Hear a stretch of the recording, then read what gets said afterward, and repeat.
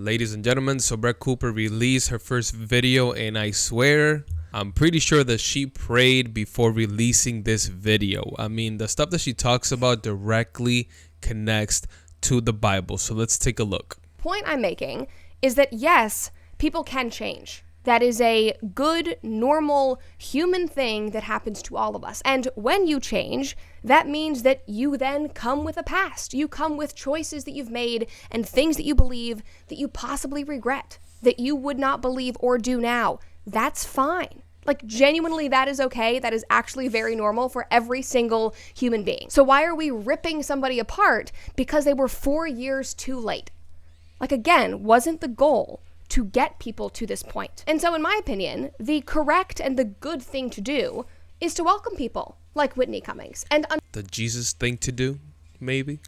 Understand where they're coming from and have empathy for the fact that, yeah, maybe it took them longer than some other people, but they finally got here. And that doesn't mean that you have to trust them implicitly and say, oh my God, here's your MAGA hat. Here you go. I'm going to follow you. And you're actually going to be our shining guide of a light for conservatism. No, like that is ridiculous. You can tread lightly and be cautious, but you also don't have to be nasty. You also don't have to be a troll online because they aren't perfect. Because I guarantee the people that are commenting these things about her are not perfect either. And more than anything, I think that we should be focusing on people's actions, which brings me to yet another example as I've been thinking about all this cancel culture stuff, which is Bud Light. And I can't believe that I'm touching this because I know that this is still such a hostile issue on.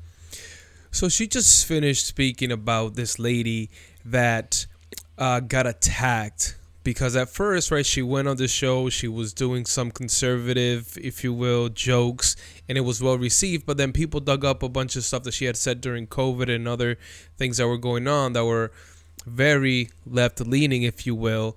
And then they were basically trying to cancel her, right? So Brett is basically making an argument like, look, the things that we hated about the other side are the things that we are doing now. And this actually reminds me of a story in the Bible called the prodigal son, and this is something that maybe a lot of you are familiar with, where you have this son that asks for his inheritance. He leaves the house, do his own thing, and then eventually he realizes the errors of his ways after he has to struggle to survive, basically. Comes back, and guess what? The father, representing God, receives him and forgives him for what he did and welcomes him back in. Although there is a begrudging brother that, you know, we can talk about later on.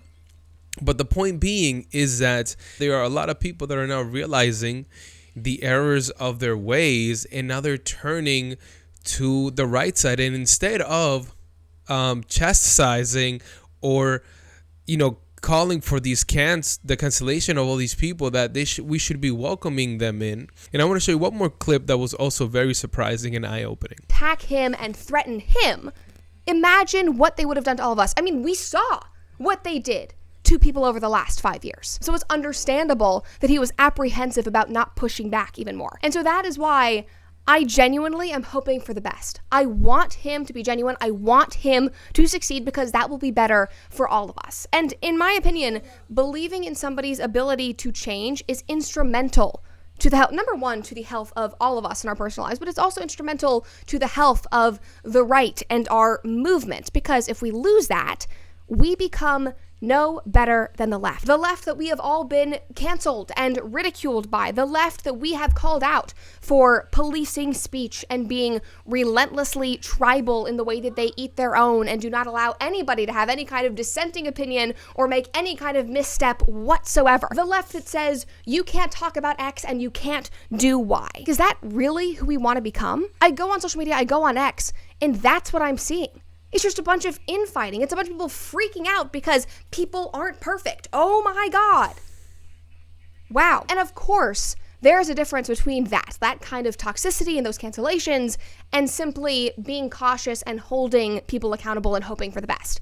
But with what I'm seeing online, with what people are saying and commenting, those lines are becoming increasingly blurry. We just elected Donald Trump to his second term, which is fantastic. I think most people are very, very excited and pumped about it. I think that the world feels a lot better since January 20th. But Donald Trump is a former Democrat. And a lot of people on the right have serious problems with him, whether that is because of his track record on COVID, the vaccines, the fact that he spent a lot of money, more than he should have in his first term, whether it was because he appointed rhinos, whether it was because of Jan 6. But people have gotten over a lot of that.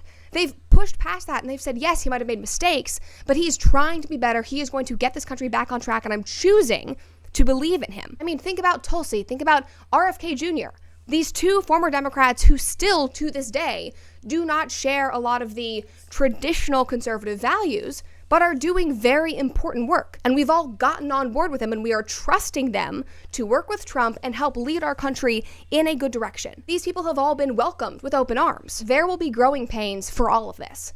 But we also cannot simply become what we just spent the last 10 years criticizing, doing daily shows to bring people over to the other side, to show them that they were wrong, to expose the corruption. What she's saying here reminds me of a verse in the Bible in Matthew 7, starting in verse 3, where it talks about taking the plank out of your own eye before you help another person. Basically saying, analyze yourself, understand the mistakes that you've made, the things that you're struggling with, so that then you can do the same for the other person. Basically saying, don't be a hypocrite, right? And I think that what she's saying here essentially is, man, we've forgiven some people for their past, for the things that they've done, but yet we are not extending the same courtesy to other people.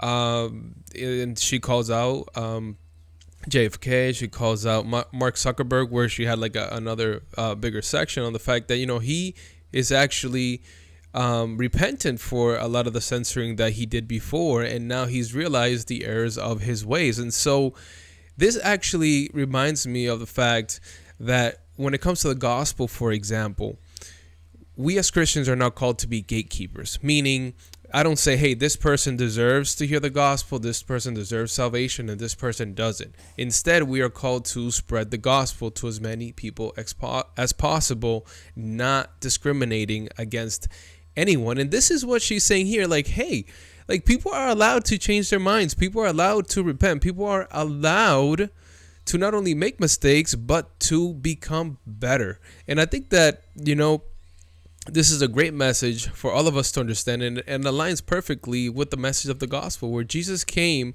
to this earth. He died on the cross. He rose on the third day in order to forgive us for the sins that we've made in our lives. And he extends this to every single person on earth. So if you watched the entire video, let me know your thoughts on the message that she put out there today. Let me know in the comments below. And as always, just want to remind you that we must persevere. Peace.